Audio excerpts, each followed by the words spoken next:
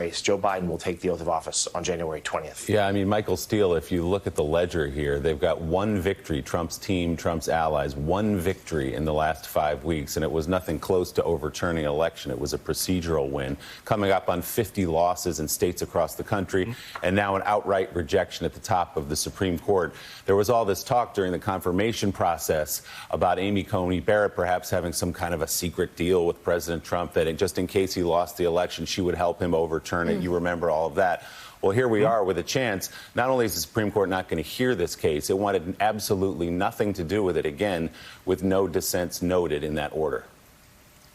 Yeah, so, Willie, here's where we stand. 1 and 50 or 1 and 60, however cases have gone before various judicial bodies over the last few weeks since the election.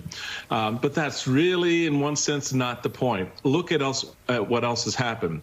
Out on the streets across the country, in neighborhoods that Donald Trump has a great deal of sway, you have an increasingly riled up base of support for the idea that the president, Donald Trump, did not lose this election.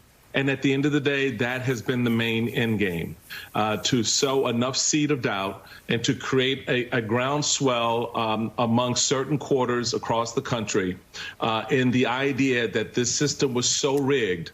And it was so well rigged and so well coordinated by the Democrats and God knows who else that he could create this narrative that will sustain him beyond his days in the White House. That's what this is about at this point. This is about ginning up the kind of momentum that he wants to carry with him out of the White House, so he will then be able to sit on the sidelines and rant and rave in his underwear at Joe Biden, while he has a sycophantic chorus behind him doing the same. It is dangerous. It is a dangerous calculation.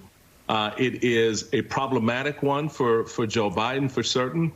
But this is the end game here. It's not about the court victories or losses so much as it is what he's now been able to do with a significant number of Americans believing that this election was